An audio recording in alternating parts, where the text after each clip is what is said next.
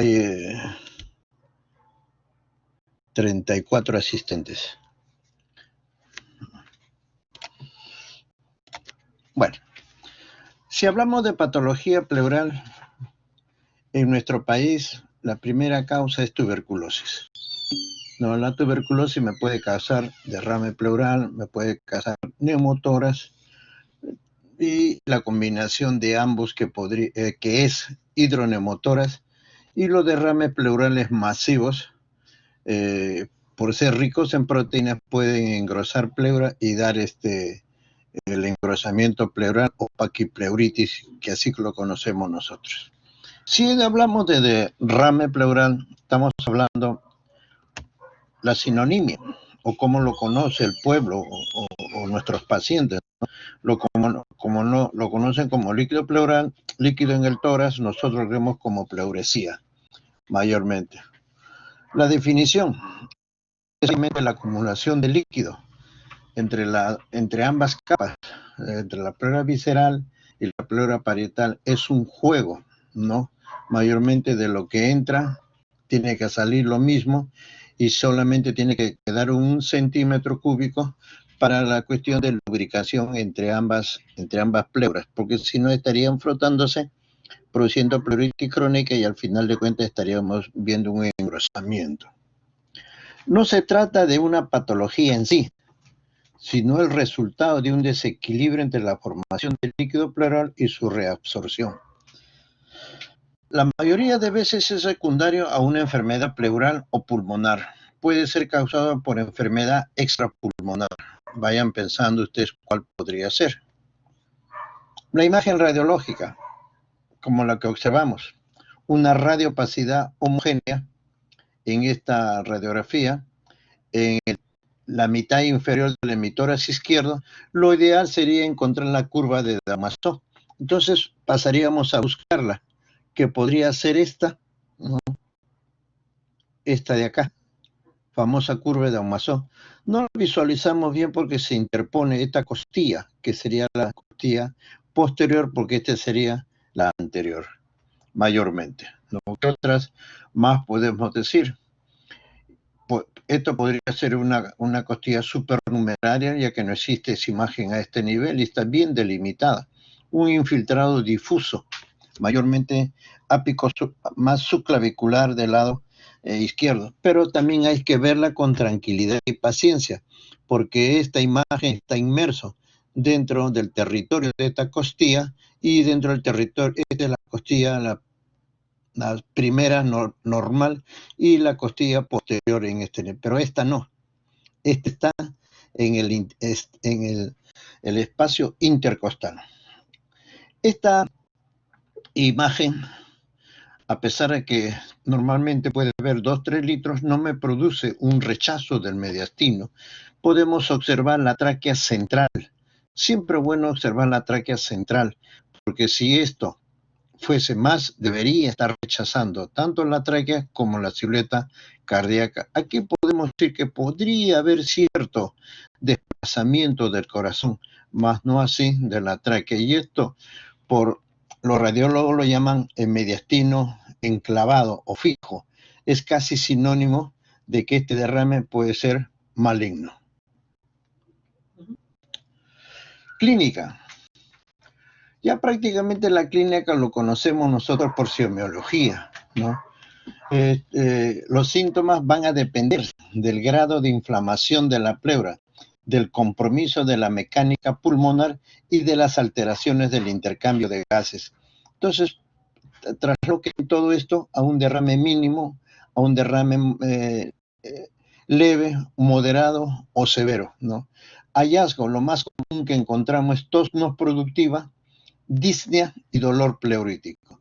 Pero hay que ver también que el dolor pleurítico aumenta con los movimientos respiratorios, con la tos, con el gritar o elevar la voz, y posteriormente desaparece. No es que desaparece, sino como ambas pleuras están friccionándose, hay dolor. Una vez que empiece a llenar o acumular líquido, se separan estas dos membranas y por lo tanto el dolor desaparece y empieza a aparecer la disnea. En la exploración física, ¿qué vamos a encontrar? Menor movilidad de las emitoras afectadas. Entonces, eso es parte de la semiología y dentro también del examen clínico que debemos realizar. Matidez a la percusión, disminución de las vibraciones vocales y roce pleural, mayormente. Esta es otra imagen. Aquí sí podemos ver, miren el ángulo costodiafragmático izquierdo y el ángulo costodiafragmático derecho que está obturado y una imagen que parte así.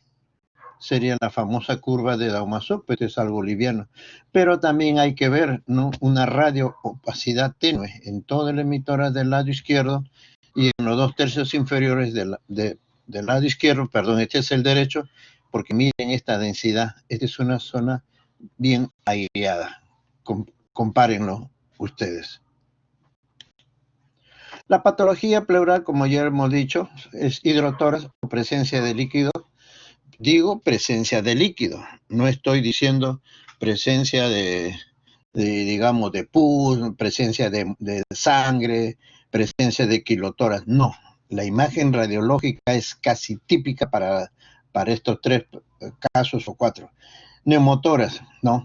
La combinación de ambos y el engrosamiento pleural.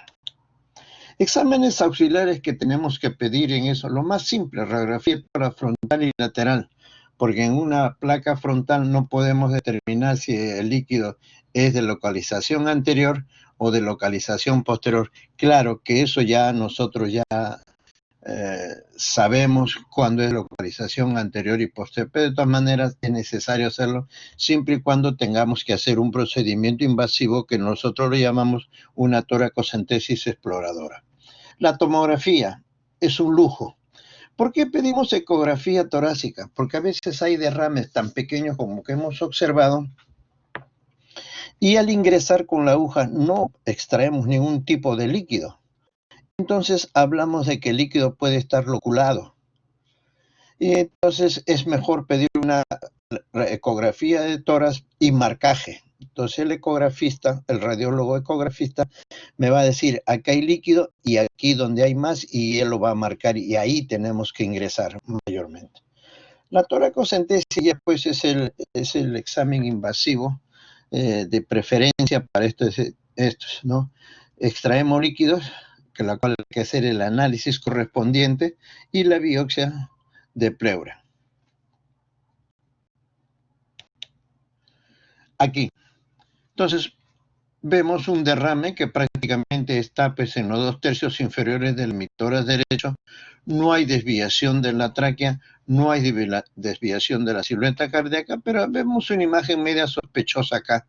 Podría ser la aorta, ¿no?, desenrollada que hace su curva y luego desciende, la que va hacia cavidad abdominal.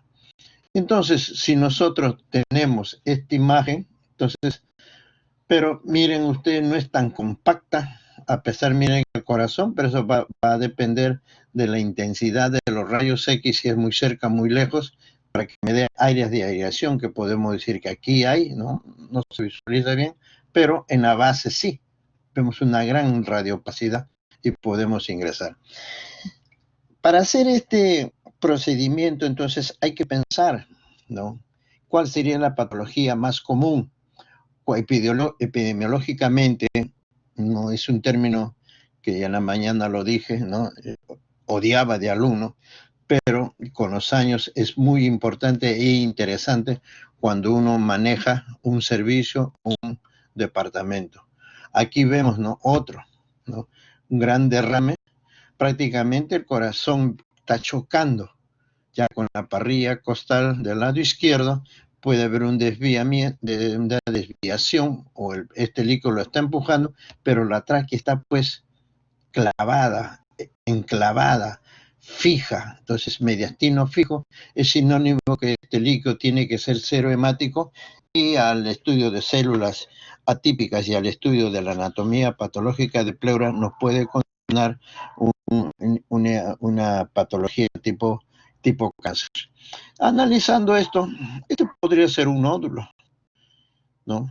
Si nosotros hablamos de nódulo, hay dos literaturas. Uno, nódulo es menos de 3 centímetros, la otra literatura le dice menos de 5 centímetros, pero ¿cuál es el diámetro, no, o el grosor de esta costilla?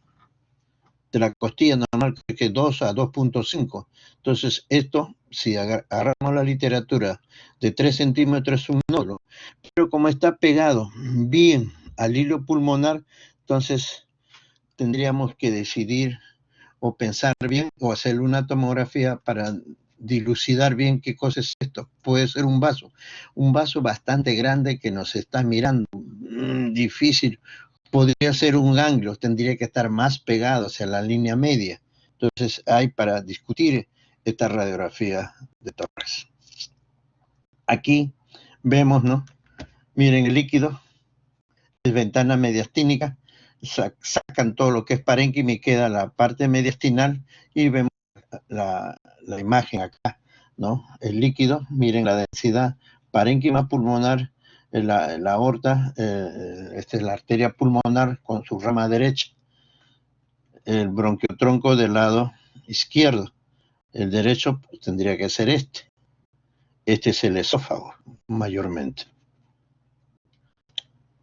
Aquí otra que parece un niño que tuviese colgado, pero esta es la aorta, ¿no? Pero miren el líquido que observamos nosotros, ¿no? Que prácticamente está llenando, la tráquea está fija, cierto desplazamiento, como veíamos en la placa estándar de tórax. Aquí hay un derrame masivo con desviación. Miren la tráquea cómo está desviada acá, ¿no? Y miren el mediastino. Aquí la fisiopatología de la DINA es uno, que este pulmón, ¿no? Que está comprimido por este líquido, entonces no va a ventilar muy bien. De igual forma, este pulmón derecho está comprimido por desplazamiento de esta estructura del mediastino y también va a haber dos mecanismos que me producen disnea y el paciente lo tiene que manifestar. Aquí hay otro, ¿no? Prácticamente no vemos curva de Daumason y aquellos que van a hacer toracocentesis, punto de referencia en esto sería el ángulo inferior de la escápula. Aquí está el ángulo inferior. Entonces yo cuento una línea, ¿no? Me bajo dos espacios, un espacio, dos espacios y puedo entrar libremente por la parte posterior y extraer el líquido necesario y adecuado para su análisis. Entonces, si nosotros tenemos el líquido, hay que pensar cuál es la patología más común, TB. Entonces, ahí estudiaríamos el ADA, ¿no? Adenosíndeaminasa, el cual se mayormente cuando está la presencia de líquido, dependiendo de la fabricación de este elemento, debe ser mayor de 30.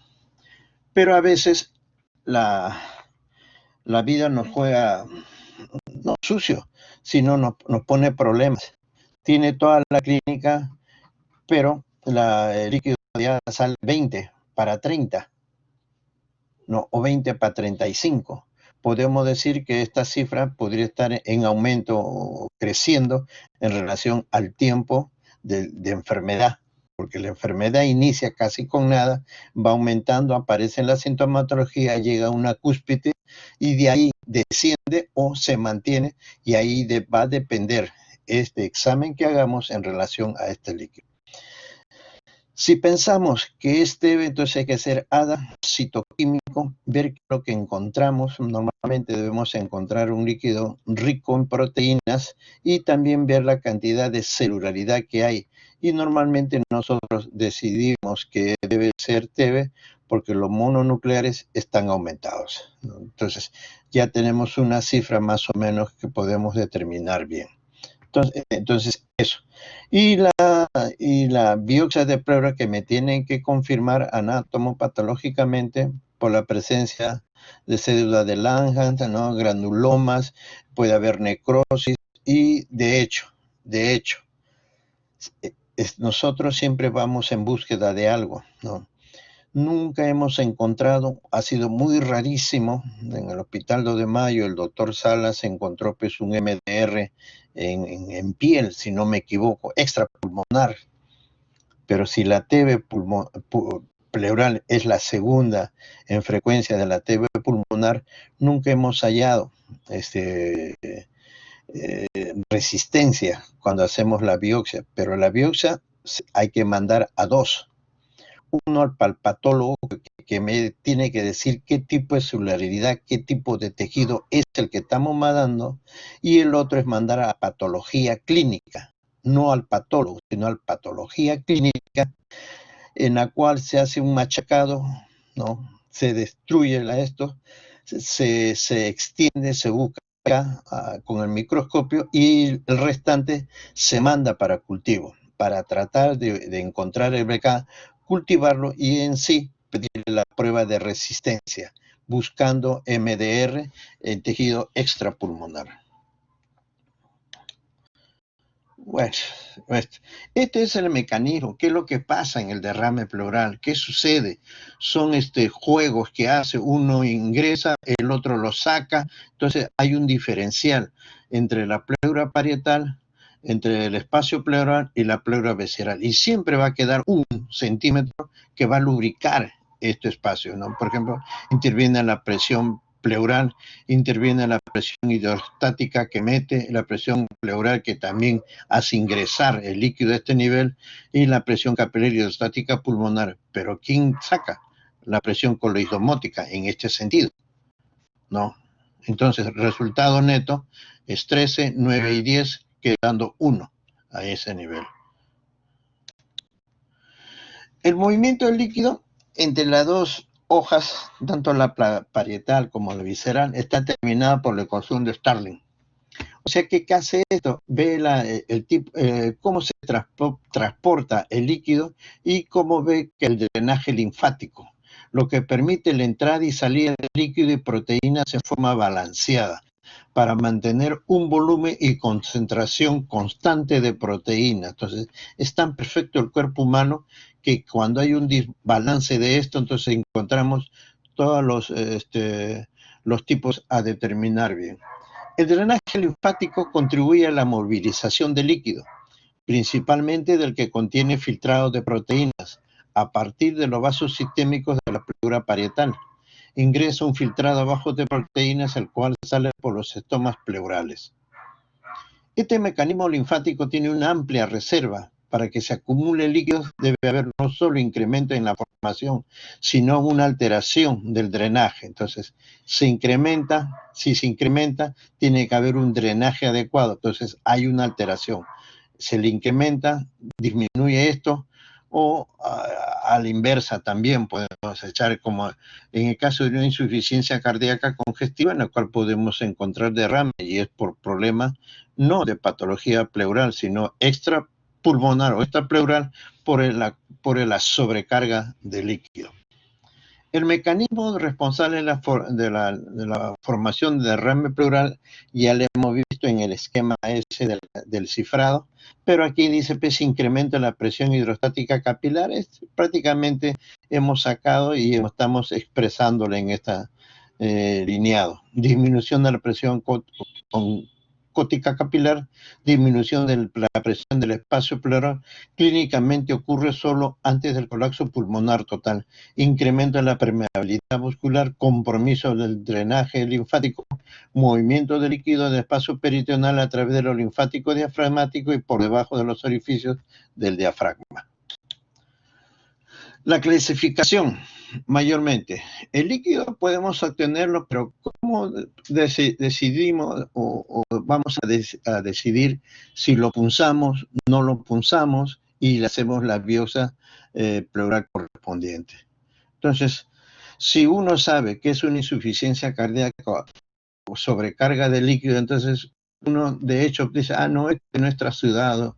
Este es un trasudado y no es un exudado. Entonces, trasudado es el filtrado de plasma que resulta del aumento de la presión hidrostática o de la alteración de la permeabilidad capilar, por ejemplo, insuficiencia cardíaca congestiva, síndrome nefrótico, cirrosis y condiciones de sobrecarga. No hay afectación de la pleura. Entonces, no hay inflamación de pleura. Entonces, es un trasudado. En el exudado es un líquido rico en proteínas, ¿no? Resultante de una inflamación local o de una falla en la eliminación de proteínas por los linfáticos o ambos mecanismos. Hay compromiso de la pleura. Ejemplo, infecciones, colagenopatías y tumores, cánceres. Los criterios de Lai mayormente se utilizan en los lugares, ¿no? Donde ustedes van a hacer su respectivo devolución del gasto que hace el Estado por la formación de ustedes, nos lo mandan a punta del cerro y no hay un laboratorio como adecuado, pero si se implementa podemos hacer esto, ¿no? Criterio de Lai. Existen criterios para la diferenciación entre transudado y exudado. Entonces hacemos la relación de proteínas en pleura, se puede medir sobre la proteína sérica, tiene que ser mayor de 0.5. Entonces me está induciendo a pensar que es un exudado. La relación de deshidrogenasa láctica pleural en relación a la sérica tiene que ser mayor de 0.6, ¿no? Y la deshidrogenasa láctica pleural tiene que ser mayor si es mayor de los 2/3 de la deshidrogenasa sérica, al menos uno me va a decir que es un exudado, cualquiera de los tres. Estos criterios tienen significancia diagnóstica por una sensibilidad del 98% y especificidad del 77%, que esto podemos llenarlo con el cuadro clínico, cuadro radiológico también.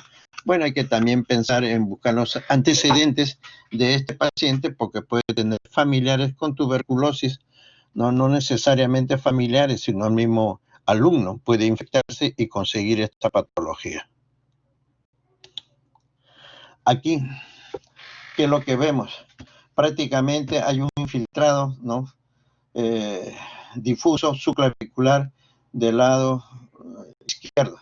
Y en el derecho, tráquea central, no me impresiona como desviación de la tráquea. Y aquí vemos un nivel, ¿no? Como cortado, como un cuchillo.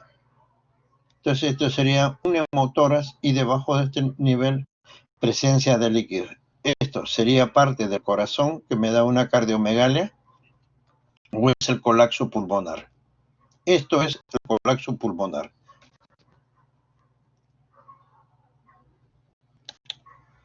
Aquí a veces hemos encontrado derrames bilaterales. Una vez yo tuve una pacientita de 83 años de edad con derrame bilateral y patología de neoplasia de mama. Es fácil plantear, ¿no? Mama izquierda, me acuerdo. Este es por la neoplasia. Y una inmunosuprimida que debe haber adquirido tuberculosis. Entonces, ¿qué hay? Un derrame TB y un derrame neoplásico. Entonces, ¿cómo hacemos? ¿No? ¿Cuál es el más,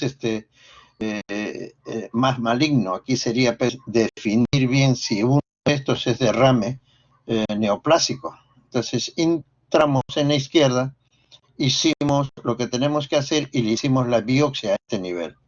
Y aquí solamente hicimos toracocentesis el mismo día, ¿no? Prácticamente el mismo día. Y ahí pudimos llegar. Este era por biopsia maligno y este era por adicitoquímico más daba para hacia TB.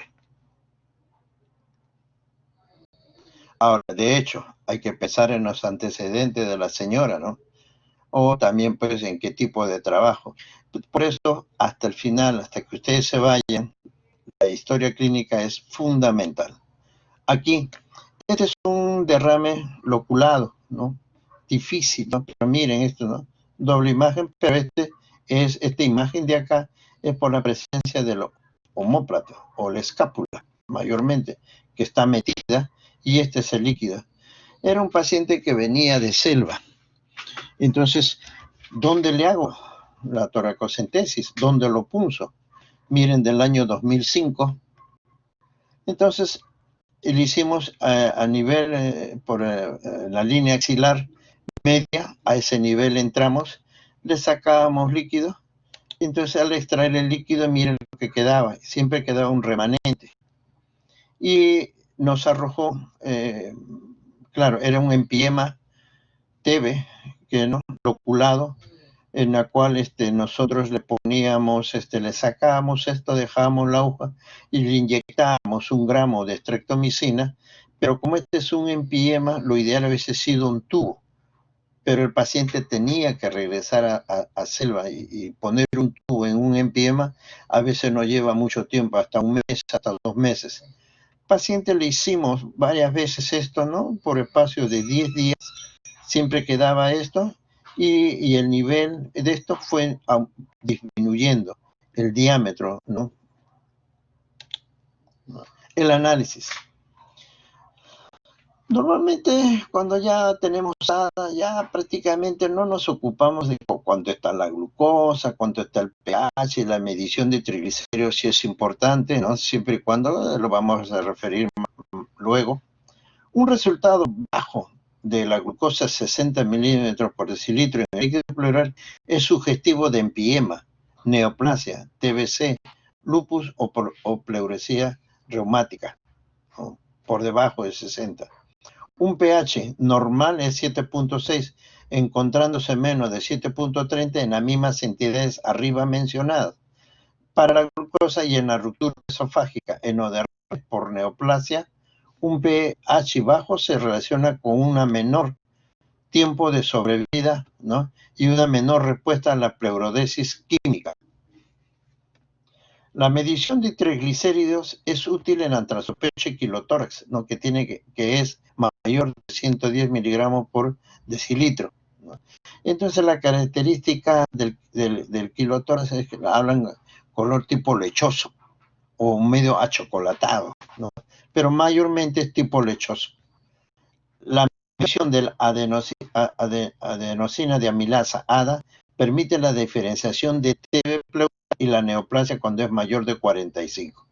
En ese momento se usaba 45 porque era el producto que compraba en el hospital.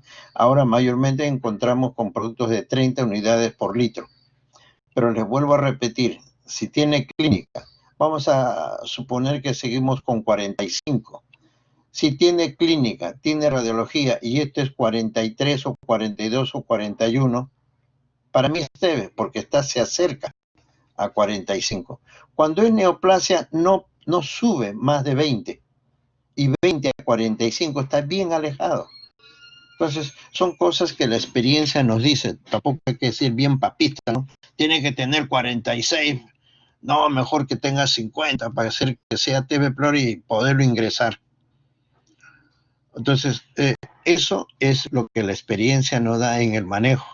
Pero en esto, como lo hemos dicho, hay que hacer el seguimiento policiaco, ¿no? ¿Cómo va a la semana con las medicinas que está tomando, ¿no? A los 15 días una nueva placa, y si la imagen está disminuyendo, entonces quiere decir que estamos yendo bien. El recuento y la diferenciación celular ayudan al diagnóstico etiológico de derrame. Los trasudados, aquellos que no son ricos en proteínas, tienen menos de 1000 leucocitos por mililitros, células blancas. Recuentos mayores a 10.000 se ven en derrames paraneumónicos. O sea, esos derrames, ¿no? Imágenes y clínica de derrame con obturación del ángulo costodiafragmático, eso ya es un derrame paraneumónico. Los mayores de 50.000, ¿no? leucocitos se dan en empiema. Los derrames crónicos tipo TB, neoplasia, tienen menos de 5.000. La linfocitosis es indicativa de TBC, neoplasia, linfoma, sarcoidosis, pleuresía y pleuresía tipo reumática. Se encuentra a predominio de neutrófilos en neumonía, en embolia y pancreatitis. Pero en pancreatitis, pues, si hay líquido, le podemos pedir, pues, búsqueda para páncreas. ¿Cuál es el que pedimos? No me acuerdo en estos momentos, pero se pide, y si es alta es por pancreatitis. Y una pancreatitis siempre nos da derrame en el lado izquierdo, ¿no? Amilasa pancreática. Si sospechamos que tiene una pleuresina y un derrame en el lado izquierdo, le pedimos amilasa pancreática y si es alta es por pancreatitis, y ya no es necesario hacerle biopsia. Ante la sospecha de neoplasia, se debe solicitar una citología del líquido pleural. Entonces, búsqueda de células atípicas en el líquido pleural. De hecho, si hay la sospecha de neoplasia, de hecho hay que hacerle una biopsia de pleura para llegar a un diagnóstico fino. Aquí, prácticamente, ¿qué es lo que encontramos, no? De hecho, este es un paciente conocido, ¿no?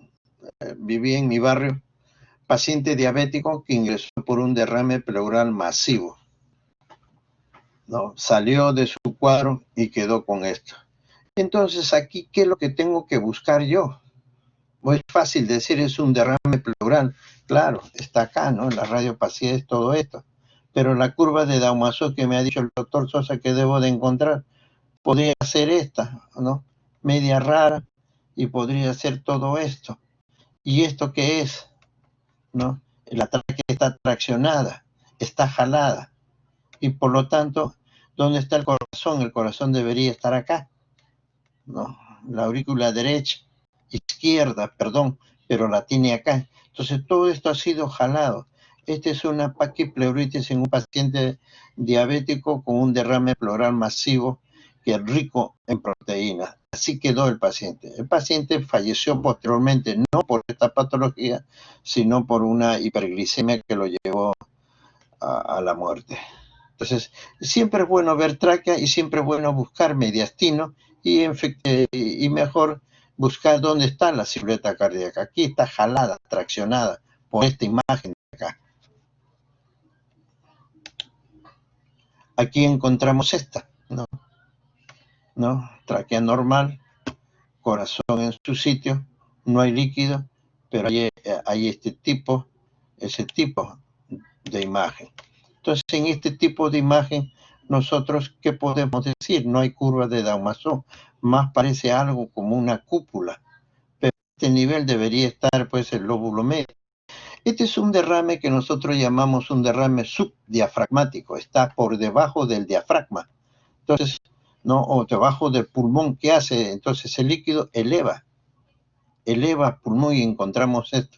Miren, la escápula, punto de guía, está acá. Yo bajo dos espacios, un espacio, dos espacios y le puedo sacar líquido.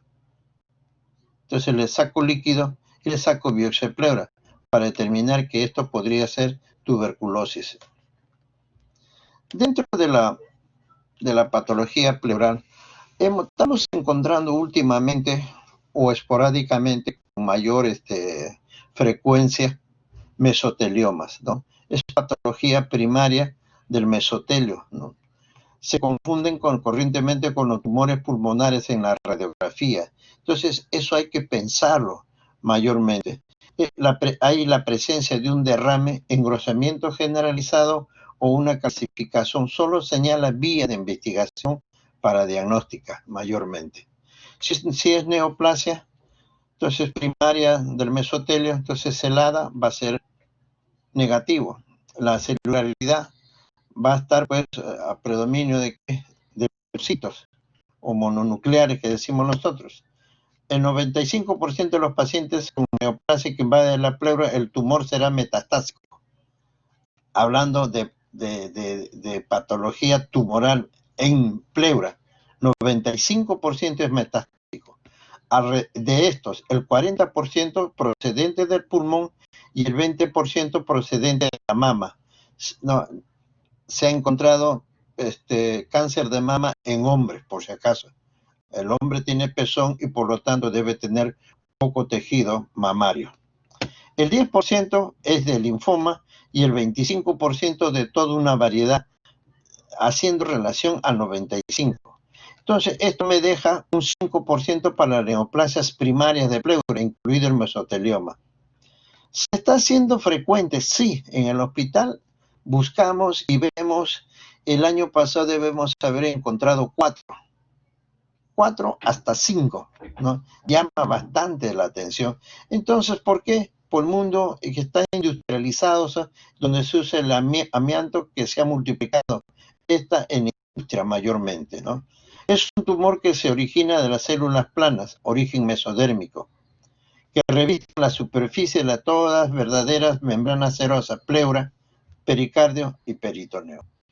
Yo me acuerdo muy bien de un caso de una paciente que vino por derrame pleural del lado derecho. Le hice una biopsia y la biopsia siempre me definía pleuritis crónica inespecífica. ¿Esteve o no esteve?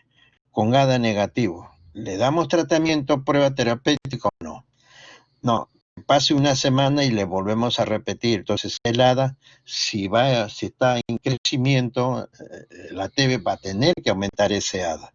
Y de hecho le repetimos la pleura, la biopsia de pleura. Lo hizo el doctor Saavedra, mi compadre, y igualito. Resultado, pleuritis crónica inespecífica, ADA negativo. Era un exudado. La gran pregunta, ¿qué hacemos? ¿No? La paciente se aburrió, pidió su alta voluntaria, le dimos un derrame pleural de etiología no determinada a descartar mesotelioma. Entonces, el paciente no dijo nada. Buscó un neumólogo del mismo servicio y el neumólogo le dio tratamiento para TB. A sabiendas de que todavía no estaba muy bien establecido el diagnóstico.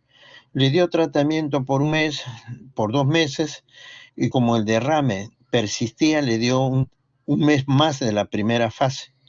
Y al ver que el paciente ya tenía demasiada disnea y había adelgazado, la remitió no a nuestro servicio, sino la remitió a un servicio de mujeres, Sala San Andrés, en la cual ya nosotros prácticamente la conocíamos, hablamos con el jefe de servicio y le decimos, doctor, estamos interesados que para nosotros no es TB, pero anda usted, doctor, estamos hablando, no hablo de personas, le decimos que fuimos un grupo y nos gustaría que usted, si algo pasa con la paciente, procure pedir y realizarle la autopsia, que todo el servicio de neumología va a estar presente o el representante para comentar este caso.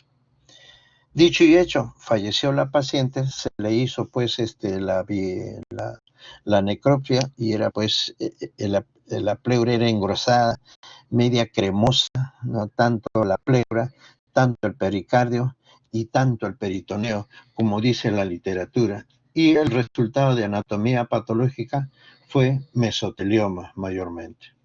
Puede aparecer en cualquier edad y en cualquier sexo, pero más del 50% se encuentra en pacientes entre 40 y 60 años y predomina en los hombres, 2 a 1. Entonces, este es lo que debemos de buscar, en qué trabaja.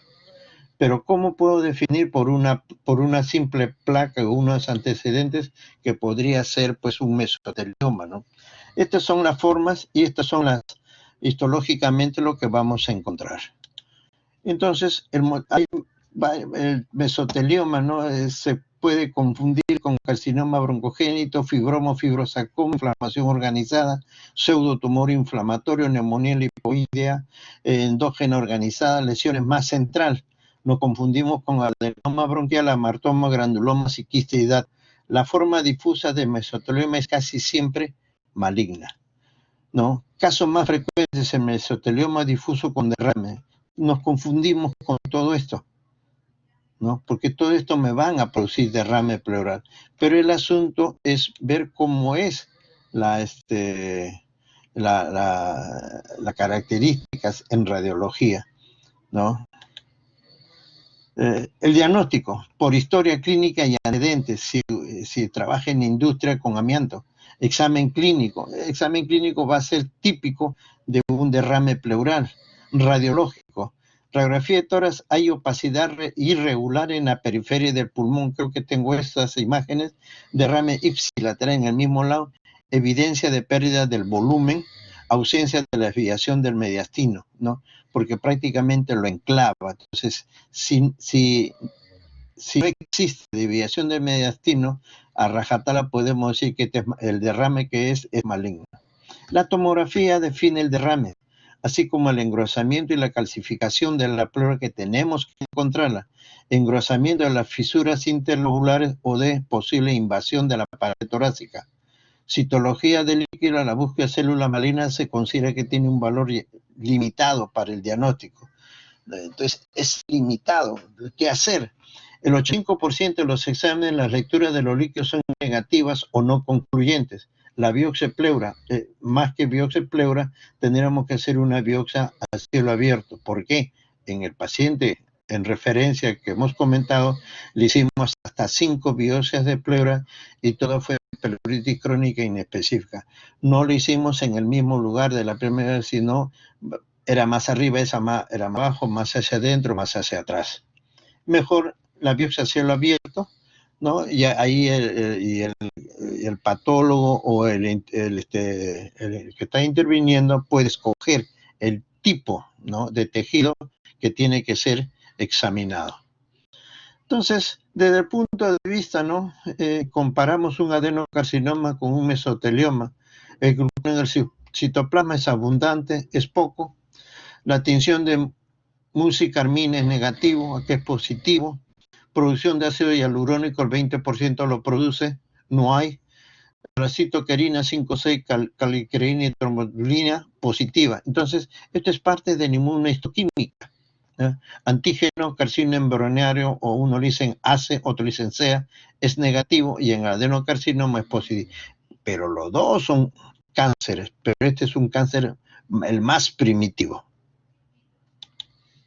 Entonces acá es lo que normalmente debemos de buscar. Miren que la tráquea está fija, dice la literatura, y el corazón también está fijo, el mediastino, ¿no? Y podemos encontrar, ¿qué es esto? Pero acá podemos encontrar esto. Miren acá, se introduce, sale, se introduce y sale. Es lo que la literatura llama mordeduras, ¿no? Tipo ratón. Viene el ratón y muerde acá, a este sacobocado. De igual forma acá. Esto se ve mejor en una tomografía, ¿no? Miren el lateral,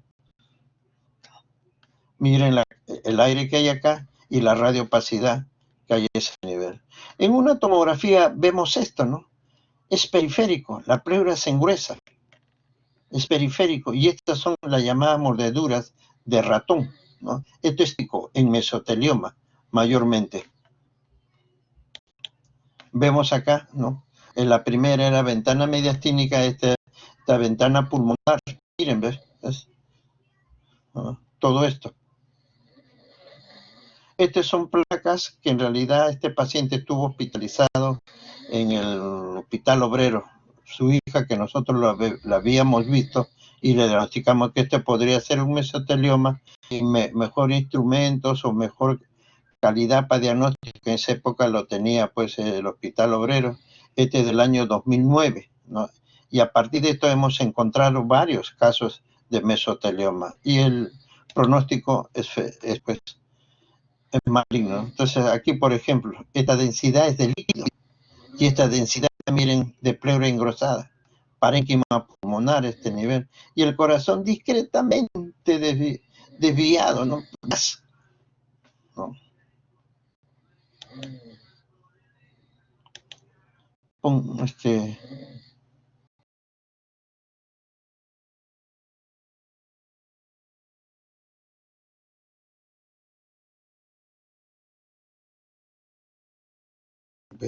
Entonces, como ven, si nosotros tenemos un derrame pleural, la primera pregunta es, ¿a qué se debe? Lo más común es TB, lo otro, neoplasia. Entonces, ¿qué otros casos más? Estamos encontrando colagenopatías, ¿no?, tipo lupus, que encontramos con derrame, no es el más común para nosotros en el hospital, y también por artritis reumatoide.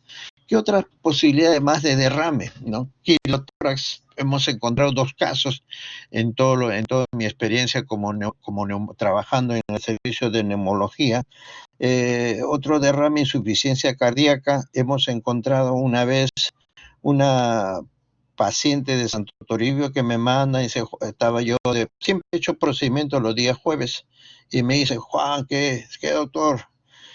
Hay un paciente con derrame y quiero que le haga la tóraco y biopsia. Perfecto, doctor, mándemelo usted todo oleado y sacramentado, o sea, con todo lo de la ley, pues cancelado esto, con su material. Entonces, siempre es bueno volver a preguntar al paciente. No se confíen, ¿no? Entonces, el que va a ser cardiólogo, oye, este es un infarto, un momentito, tú lo dices, yo quiero corroborarlo. Entonces, al paciente le pregunté, ¿cuántos días de enfermo tiene usted? No, doctor, es una semana, empecé con fiebre, dolor de costado, tos, flema mucopurulenta y me agito. Ah, ya. Y antes de la semana, no, todo feliz y contento, le digo. Otra molestia, antecedentes de TB anteriores, nunca. Familiares con TB, nunca. ¿Qué tan me están poniendo ampollas a la vena y ya me siento mejor? Vemos la placa y en la placa efectivamente había una radiopacidad basal derecha con obturación del ángulo diafragmático. Entonces, ahí el doctor me dice, como era mi mayor, lo llamé doctor, para mí ese es una neumonía complicada, con derrame paraneumónico, que no sé qué, le di todo mi... Dale, pues, oye, o eres marica. No, doctor, yo no soy marica, pum, y le hice. Cuando entré, saqué pues un líquido medio purulento. Entonces, medio purulento, ya estaba yéndose al empiema. Entonces solamente le saqué el líquido y le dije, dile al interno, al doctor, que esto es lo que yo decía, punto, nada más. Me gustó el doctor Juan, dijo, no, doctor, no hay problema. Mientras no le causemos daño al paciente, es mejor corroborar y ver todo eso. Entonces, importante es la historia clínica para determinar bien si podemos realizarla o no. Por más médico, por más amigo que sea, si me dice esto, hay que corroborarlo, ¿no? Porque podemos hacer un daño. Es igual una vez también de lo de San Pedro, yo eso lo puedo decir porque es mi pata, el doctor Rubén López me dice, Juan, hay un paciente con derrame pleural masivo, con desviación, ya, pues mándalo. Y lo mandó, pero no ha pagado llamando, solamente me voy a gastar la jeringa y 3 gases. Cuando yo lo veo, le digo, no, oye, no, el ángulo costo diafragmático está libre. Este no es derrame, es líquido, sí, pero no típico derrame pleural, le digo. Y preguntando, oye, compadre, este es un quiste, le digo, quiste gigante. No, que maricón, que no sé qué, que... Mira, Rubén, lo voy a hacer, ¿ya? Pero para mí es quiste. Bien pegado a la pared, entré y succioné y saqué el líquido como si fuese agua de caño. Le dije, Rubén, te estoy mandando agua de caño, así que busca Hexacanto o Escolex. Al día siguiente fuimos a verlo, los dos nos encontramos en laboratorio y nos dijeron, doctor, hay Escolex positivo. Ya ves, Rubén. Pues no, que no sé qué. Te estoy explicando, compadre, felizmente que no pasó nada, porque la literatura dice si se punza un quiste hidático y revienta, puede haber un shock anafiláctico, pero si tú lo haces con tranquilidad y paciencia no pasa absolutamente nada. Estos son casos que uno vive dentro de su experiencia como médico, como neumólogo, ¿no? Igual debe pasarle pues a los nefrólogos, a los cardiólogos. Otra patología que también es frecuente, a veces lo encontramos en la emergencia, es el neumotórax, o sea, presencia de aire en el espacio pleural. Entonces, enfermedad frecuente sí, presencia de aire en la cavidad pleural de virtual pasa a ser una real con su respectivo colapso pulmonar. Siempre tiene que haber un colapso pulmonar. Hay disminución de la capacidad ventilatoria, entonces lo que se llama amputación funcional. La etiología es a partir del mismo tejido, puede ser por una bula. Normalmente los cirugías cuando ven una motora siempre pidiendo tomografía y usted dice, oye, ¿por qué le pides? No, es que como pacientes sufren neumonías o bronquitis a repetición, se daña más el ápice y ahí se pueden formar pequeñas bulas que se revientan y me crean esta patología. Es lo más común, heridas penetrantes, ¿no? Te quieren quitar tu celular, tú dices no, te meten un puntazo y te hacen tu neumotórax, pero también si es un puntazo hay que pensar que podría haber también un sangrado. Entonces hablaríamos de hemoneumotórax. Del de mediastino también ruptura o perforación de la tráquea. ¿Cuándo? En realidad, cuando se hace procedimiento tipo invasivo, ¿no? Por Broncofibroscopía. Debo tener más de 2.000 o 3.000 broncofibroscopías. Nunca se ha hecho eso. Pero sí, nosotros hemos visto en los pacientes que hacen endoscopía, hemos encontrado presencia de aire a nivel mediastinal, que también puede ir hacia el espacio pleural. Aquí, por ejemplo, vemos esta imagen, ¿no? Miren la densidad, siempre hablamos de densidad. Aquí puede ser paciente obeso, gordo o musculoso, puede ser el músculo pectoral, ¿no? Pero aquí vemos, ¿no?, una radiolucidez en todo esto, y esto no es corazón, esto es colapso pulmonar. Y la tráquea es central. Entonces yo puedo decir que este es un neumotórax con un colapso del 80% sin que no es hipertensivo, porque el neumotórax hipertensivo es una emergencia, una urgencia, ¿no? Porque todo estaría desviado hacia la izquierda, tanto tráquea como mediastino, entonces el compresión, ¿no?, o efecto compresivo del mediastino sobre el hemitórax me va a producir más disnea. Dos mecanismos para la producción de disnea, igual con el derrame pleural masivo. La clasificación mayormente es iatrogénico, postpunción transtorácica, infiltración de un foco de fractura costal, mayormente es antiguamente, ¿no? Echaban analgésicos o antiinflamatorios en fracturas costales. Si rasgaban pleura, pues se producía un neumotórax, ¿no? Perfusión transtorácica. Cuando nosotros hacemos toracocentesis exploradora, es necesario siempre pedir una placa POS, pero la entrada de aire no es por la toracocentesis, sino mayormente por las maniobras que se hace durante no la punción, sino la biopsia de pleura. Ustedes imagínense pues el calibre de una aguja 21, ¿no?, una jeringa común y corriente. La aguja de cope, ¿no?, mayormente pues es unas 10 veces más gruesa que esa aguja, y la aguja de Abrams es 15 veces más gruesa. Entonces prácticamente es un fierro lo que estamos metiendo a ese nivel. Y si hacemos mala maniobra, entonces en aguja de cope no tiene un cerrojo. Entonces es más manuable, ¿no? Si se pierde esa manualidad, entra aire. Y uno escucha, ¿no? El sonido es... y entró aire, caballero. Si le toma placa, hidroneumotórax. En la aguja de Abrams mayormente tiene un seguro, ¿no? Uno muerde, cierra y sigue trabajando normal. El diagnóstico es inyección de aire también, ¿no? Clasificó un iatrogénico. Por problema diagnóstico hacemos estos tipos de inyección de aire en la cavidad pleural. Este es diagnóstico de masa o diagnóstico para patología mediastina. Esto es historia. Yo llegué a hacer, cuando entré al servicio de mujer, a hacer esto, ¿no? Pero es parte de la historia dentro de la neumología para ver patología pleural y o mediastinal. Terapéutico, mayormente en el tratamiento de la TB, que se inyectaba sustancias, en ese caso sería la estreptomicina, es también parte de la historia, ¿no?, de la lucha contra esta enfermedad que hasta ahora a través de los siglos nos sigue persiguiendo.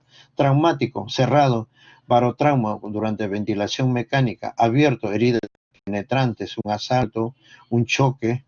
Habitualmente se acompaña de hemorragia. Estos dos, sí, entonces ya la denominación no sería neumotórax, sino hemoneumotórax, y el espontáneo, que es el motivo de esta clase.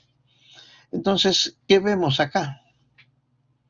No, aquí hay que verlo con detenimiento, ¿no? Aquí hay, miramos bien, no hay nada, es hombre, parece ser muchacho nomás, pero aquí vemos una radiolucidez bien marcada acá en comparación con esto. Y aquí parece, si me siguen, aquí está, ¿no?, el pulmón, ¿no? Entonces es un neumotórax entre 20 a 25, 20%, ¿sí? 20%. Cuando los neumotórax son menos del 20%, ¿qué hacemos? Solamente reposo absoluto y que no haga ningún tipo de ejercicio. Quiero que vean bien ustedes estos semidiafragmas, ¿no? Miren cómo es la silueta cardíaca, mayormente. El neumotórax espontáneo es el más frecuente. Se da en ausencia de los factores antes mencionados. Frecuente en los trastornos del tejido conectivo, síndrome de Marfan, enfermedad Ehlers-Danlos, primario es idiopático, juvenil o criptogénico. No existe patología previa conocida. Se da entre 20 y 40 años y predomina en varones. Base lesional es una ampolla subpleural existente. Con este criterio, a estos pacientes debemos de tomarle tomografía para ver si hay presencia de bulas sobre el tejido pulmonar. Secundario, existe base lesional pulmonar previamente conocida o es el primer signo de la enfermedad desconocida. Pacientes fumadores que hacen neumotórax, entonces es un EPOC por enfisema, presencia de, pueden haber pequeñas bulas, tuberculosis, ¿no? Asma, cirrosis, etcétera, se da en mayores de 50 años. La patogenia mayormente son oscilaciones amplias y súbitas de la presión intrapulmonar, acompañados de un aumento de la gradiente de presión a través de la superficie pleural. Y esta oscilación es el que a veces también da el dolor tipo punzada urente que el paciente manifiesta antes de la disnea, ¿no? Entonces, la neumotórax puede ser igual tensión dentro del pulmón y por fuera de ellos, ¿no? Eso sería el medio ambiente. Hipertensivo, prácticamente es una emergencia o urgencia que el paciente tiene que ser ya intervenido. El hisotensivo tolera para que sea examinado por los alumnos. El trastorno funcional, mayormente el neumotórax pequeño, puede ser mínimo. Neumotórax mayor, cuando hay una perfusión reducida, ya está interfiriendo con la perfusión, pues da un cortocircuito que causa hipoxemia arterial, ¿no? Vasoconstricción compensadora que desvía la perfusión hacia el otro pulmón bien ventilado. La mortalidad al 33%. Pero este mayor sería más pues en el neumotórax tipo hipertensivo. Aquí vemos, ¿no? La tráquea desviada. Hasta ahora no hemos podido decir que esta imagen, ¿no? Es un buen nivel que ven acá, ¿no? Entonces, todo esto es aire, ¿no? Miren el colapso pulmonar cómo está, ¿no? Es aire, ¿no? Entonces, aquí podemos decir, pues, debe haber visto una caverna o una bula post-TV que se ha roto y la literatura nos los dice. La clínica normalmente es un dolor agudo, puntada de costado, manifestaciones vegetativas, ¿no? Sudor, taquicardia, palidez, insuficiencia respiratoria y dependiendo del compromiso, si es hipertensivo, podemos encontrar cianosis. Todo podemos encontrar en relación al grado de colapso, ¿no? Lo encontramos todo. La insuficiencia respiratoria va a determinar del compromiso y la cianosis también. El diagnóstico es exploración física, ¿no? El examen clínico, timpanismo y abolición del murmullo vesicular. Basta con percutir, ya sabemos. Radiografía en expiración forzada, ¿no? Thomas expira forzada es una maniobra para evidenciar neumotórax inadvertidos o pocos importantes. Entonces, esta maniobra aumenta el neumotórax en expiración forzada. La pedimos muy poco, ¿no? Como ahora está la tómale un TAC y se acabó el asunto, ¿no? Diagnóstico diferencial, quiste broncogénico, hernia diafragmática con búlbulo gástrico, enfermedad lobar congénita. Neumotórax hipertensivo aparece agudamente, ¿no? Se debe a la presencia de un mecanismo valvular que permite la insuflación pleural en forma progresiva. Hay un colapso pulmonar total, desplazamiento contralateral del mediastino, situación grave que requiere descompresión inmediata. Es el neumotórax hipertensivo. Neumotórax bilateral también hemos encontrado. No es frecuente, pero si se encuentra o si se busca llega hasta un 2.5% de todos los neumotórax. El tratamiento es urgente. Entonces, este es el paciente que nosotros tuvimos, ¿no? Miren la imagen, el aire y el colapso pulmonar que el paciente tiene, la tráquea no se visualiza bien, pero si nosotros buscamos acá, aquí está, ¿no? Este es el pulmón, está separado de la parrilla costal, ¿no? Acá puedo llegar. Entonces, ¿qué hacemos? El paciente entró con insuficiencia respiratoria y prácticamente tiene los dos, ¿no? Dos tubos tiene, tanto en el derecho como en el izquierdo. Ya pues un paciente tipo TB con antecedentes, probablemente bien adelgazado, ¿no? Miren, se puede contar las costillas, miren los brazos, es un hombre mayor de edad, ¿no? O un hombre maduro. Ahí están los dos frascos, ¿no? Prácticamente color amarillo citrino a este nivel, y aquí también es menos, ¿no? Entonces, ¿qué hacemos? Se hace el análisis de los dos, pues, ¿no? Prácticamente para buscar si esto es por TB o por ruptura de algo más. Aquí, vemos el tubo del lado derecho y aquí observamos el tubo en el lado izquierdo, y con la expansión del pulmón hay imágenes, ¿no? Tipos residuales más en el tercio superior del emitórax del lado izquierdo. Neumotórax secundario, mayormente tiene que haber una enfermedad de base para producirse esto. Encontramos, ¿no? Enfisema, asma, fibrosis intersticial difusa, ¿no? EPIP. Entonces, aquellos EPIP que tienen un patrón o una saturación, si hacen un dolor intenso y con una desaturación abrupta, pensar en neumotórax. Neumoconiosis es lo mismo acá, porque los dos son la fibrosis intersticial, síndrome de Marfan, que ya lo refiere, y histoplasmosis. Nunca he visto neumonía, siempre y cuando pues llegue hasta la pleura, puede producir un derrame y puede producir también un neumotórax. Bronquitónica, tuberculosis, cáncer, esclerodermia, histiocytosis, coquidomicosis, etcétera, etcétera. Aquí, por ejemplo, este es un neumotórax, miren, ¿no? ¿Qué más que hay? Infiltrado, difuso, bilateral, pero en medio del lado derecho. ¿Qué más encontramos? Encontramos pequeñas bulas, ¿no? Este es el caso, ¿eh?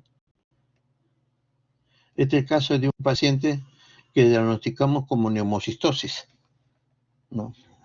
Por debut de un neumotórax. El tratamiento, ¿qué queremos hacer?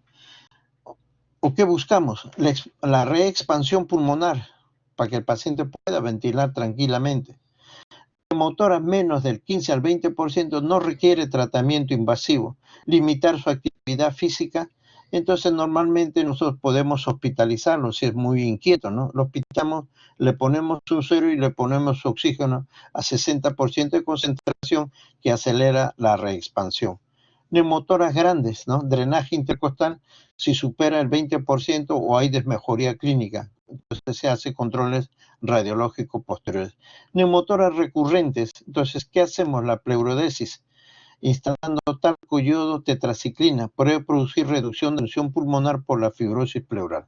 En estos casos de neumotórax, entonces, hay que hablar con el paciente, ¿no? Porque en realidad, una vez, primero, segundo, tercera veces, no necesita pleurodesis. Explicarle en qué consiste la pleurodesis y cuál podría ser un efecto no deseado. Porque en ese sentido, estamos instalando escojan. Normalmente ahora usamos bleomicina, pero también usamos pues yodoporidona con silocaína y líquido, ¿no? Sí, porque el yodoporidona irrita y produce demasiado, y si la juntamos con la silocaína podemos disminuir esa inflamación aguda con un anestésico. Entonces, si se produce irritación, va a haber fibrosis. Porque este paciente tenemos que decirle boca abajo, boca arriba, de costado derecho, de costado izquierdo. No lo podemos colgar de las piernas para que el líquido también pues llegue al ápice. Entonces vamos a decirle que esto le puede producir una disminución de su capacidad vital. ¿Por qué? Porque la pleura se engresa y es un pulmón atrapado, ¿no? La actuación del aire es 0.25% por día. Quiere decir, en 4 semanas hay la resolución de neumotoras del 35% no complicado.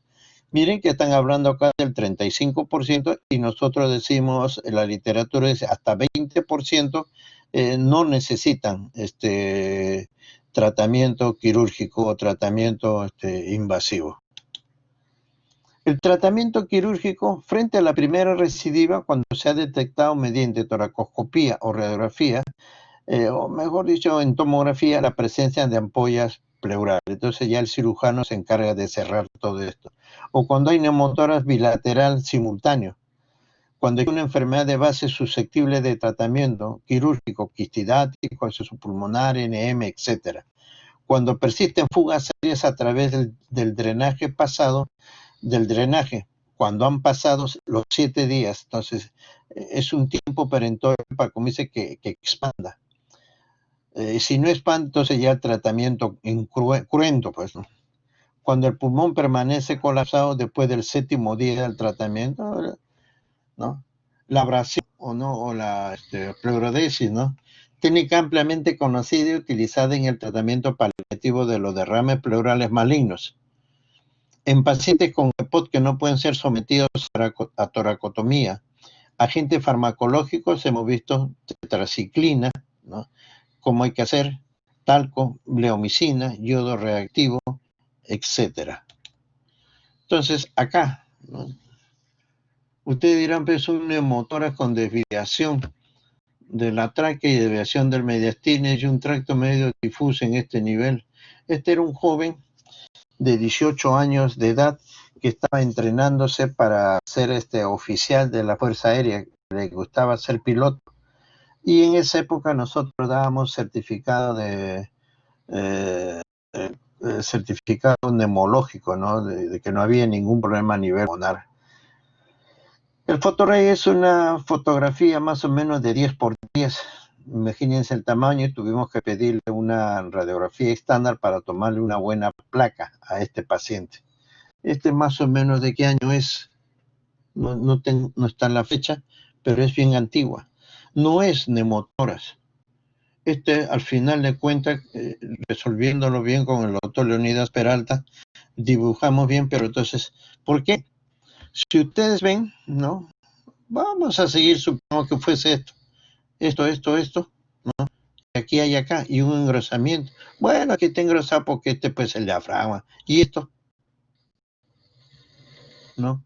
Este es un quiste broncogénico gigante. Pero este joven de 18 años, pues, como quería entrar a la escuela de oficiales de la FAP y quería ser piloto, pues fondeaba, jugaba básquet, no jugaba pelota para tener buen físico, y entonces nosotros le decimos para que lo pueda operar de cirugía y todo en nuestro hospital. No, él se lo llevó al hospital de la FAP y no sabemos cómo llegó. Pues miren, esto es una bula, es un quiste broncogénico gigante. Lo ideal pues que hubiese sido que lo operen y que me den pues el informe operatorio, ¿no? Porque esto habríamos que reexpandir. Esto es lo que queda de pulmón, prácticamente es una telita, ¿no? Miren, nada más, ¿no? La recurrencia. Hay recurrencia del 52% después del primer ataque, 62% después del segundo ataque, 83% del tercer ataque. Ya pues con el segundo ataque le haríamos pleurodesis o abrasión de la pleura, ¿no? Complicaciones. Neumotoras recurrentes, fístula broncopleural y empiema. Mayormente en tuberculosis tenemos fístula broncopleural, en la cual no como neumotoras, ¿eh? Sino como misma enfermedad que me hace pues que el paciente tenga sus frascos de drenaje hasta por 2-3 meses. Pero como es BK positiva, los cirujanos no quieren operar. El asunto es hasta qué punto esta complicación y esta persistencia de BK no es MDR. Operar un MDR, nadie quiere. Este es el algoritmo, lo que tenemos que hacer cuando hay este tipo de patología, ¿no? Con drenaje pleural, persisten las fugas, no hay expansión de la radiografía, aspiración continua, por 7 días, fugas o colapso, tratamiento, reexpansión. Si hay reexpansión alta, si hay fugas o colapso, hay que buscarle un tratamiento. Mayormente pues, cesan fugas, reexpansión a la radiografía, conexión de válvulas de Henrich. La válvula de Henrich es un aparato que se pone que permite la salida de aire más no el retorno. Entonces, radiografía a las 48, 72 horas, conecta si es correcta, hay una correcta expansión, radiografía y retirar drenaje, ¿no? Y con una radiografía de alta. Si esto no se produce, entonces no hay expansión, se va hacia el otro lado, en la cual el tratamiento tiene que ser quirúrgico. Aquí, esta es parte para el día de mañana que vamos a saber estas imágenes de detalle. Pero llévenselo a casa. Bueno, la gracia de ustedes por haberme soportado. He hablado prácticamente, no, la cuarta parte de todo el día. Y ya mañana seguimos con creo que el cursillo de imágenes. Prácticamente este cursillo de imágenes debió darse el día lunes, el primer día de clases, porque son imágenes que tienen que ver las más comunes y corrientes que pasamos nosotros. Yo lo voy a tener que leer, ¿no? Porque pues, si tuviéramos presencial, cada alumno tenía que dar su opinión en relación a las imágenes que vamos a ver. Pero vamos a ver cómo lo hacemos. Sería hasta el día de mañana y gracias.